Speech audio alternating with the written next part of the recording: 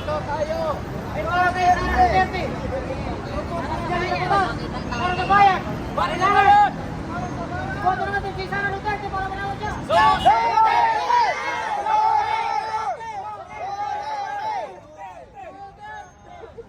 Mabuhay ang Mindanao! Mabuhay! Mabuhay ang Mindanao! Mabuhay ang Mindanao! Duterte ang Mindanao! Duterte ang Pilipinas!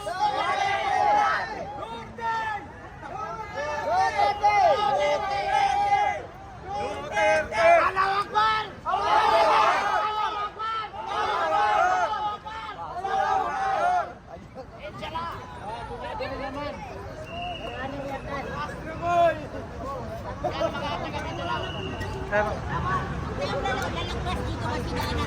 Para walang problema.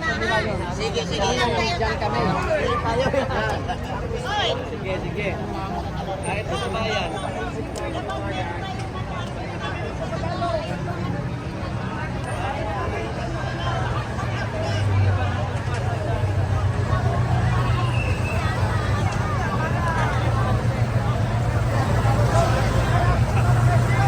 Sir Badong. Hello po. Hello po.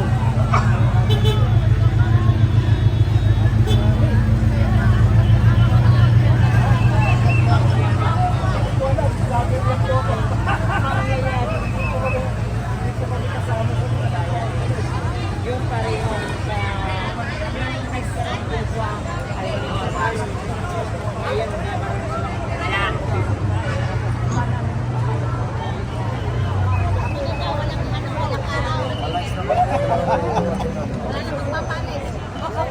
Kaya pala dito ngayon, nandito, wala nung araw, dumamay ano to. Kaya pala naging ngayon dito para pumunta rin kami dito. Kasi mainit sa doon eh. Dapat meron kayong mga dito rin para lumakas-lakas kayo. Malakas kami, mabuhay ang mga vloggers! Salamat po!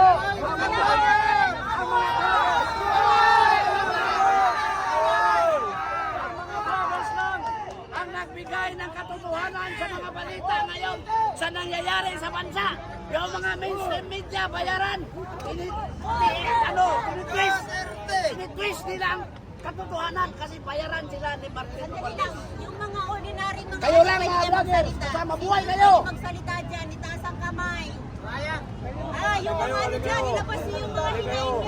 Panahon na ito, naisigaw natin yung nararanasan natin sa administrasyon ng mga bangag, Mga brother, ng mga magnanakaw.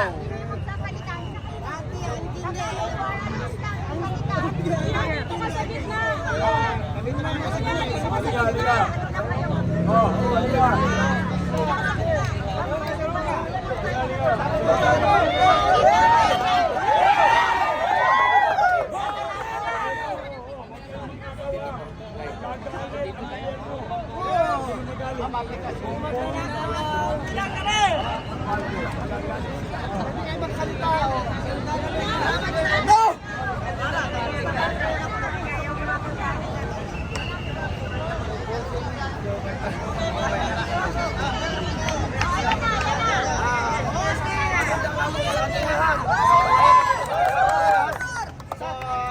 Kailangan natin baguhin ang sistema ngayon.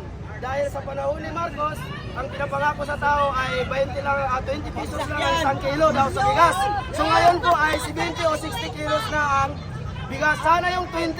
So ngayon po, na dapat yung natin, yung si Inday Sara Duterte, ang tutulungan natin upang siya ay sa kanyang Pilipinas. Duterte tayo.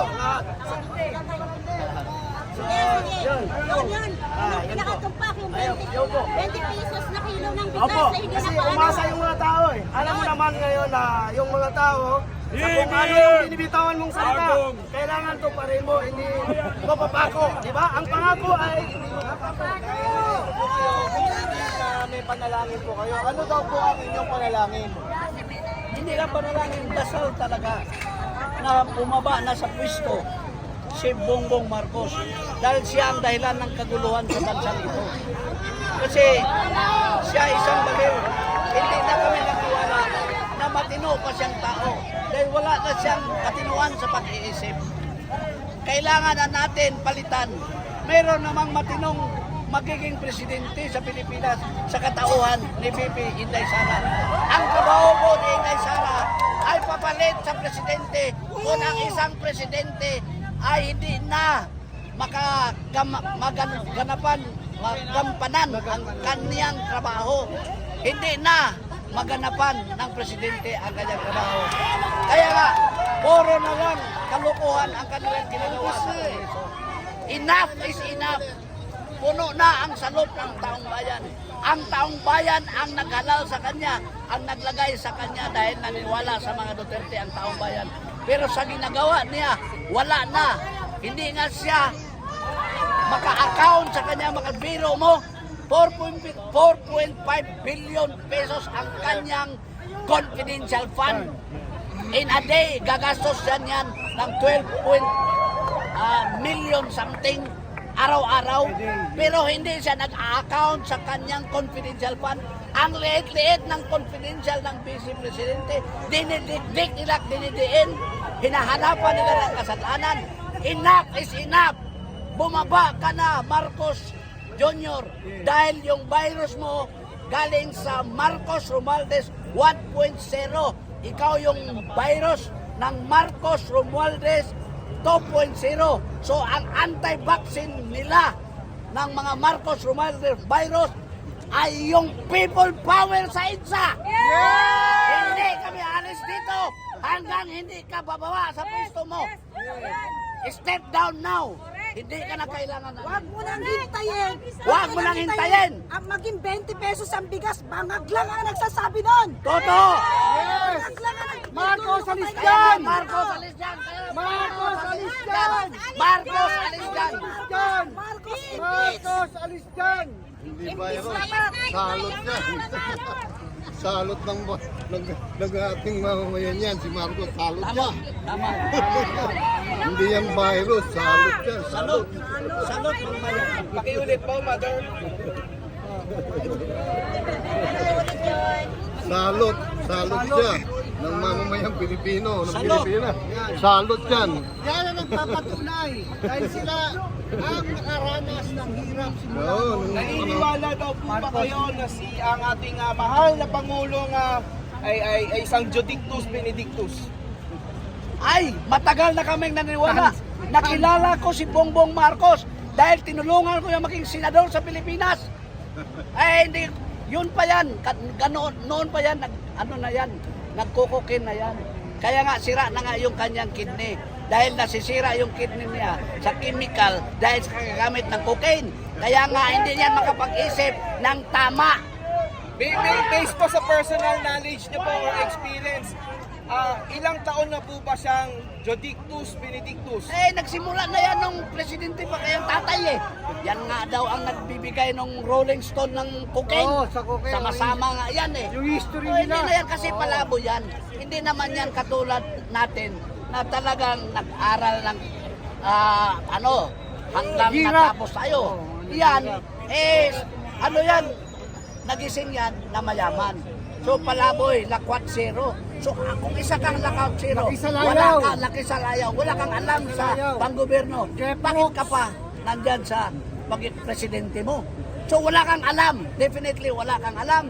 So bumaba ka na dahil wala kang alam para ang taong bayan ipalit na namin yung 30 million na binoto namin ng 30 million. Si Inday Sara yun, matino, may tapang, may malasakit, may kakayahan, nagagampanin ang katungkulan bilang presidente ng Pilipinas. Bumaba ka na, Marcos Jr. Hindi ka na namin Inday Sara Duterte! Hindi ka na namin Inday Sara Duterte! Boss na kayo, Inday Sara Duterte! Baba na! Inday Sara Duterte! Yan ang magpapatunay na oras na, panahon na, nagsama-sama na ang mga tao dito sa EDSA. Lahat po tayo rito, dapat ipakita natin na sobra na ang pagpapahirap sa Bongbong taong bayan. Marcos, tanggapin nyo ang inyong kabalaran. Yung ama mo pinaalis sa EDSA. Ngayon, darating na ikaw din babalisin sa EDSA. Yun ang kabalaran ninyo mga Marcos. Dahil magnanakaw kayo sa kaban ng bayan. Ito lang natin napatunayan ang katotohanan. Napatunayan na natin yan. Simulan sa pool. Walang utang na loob.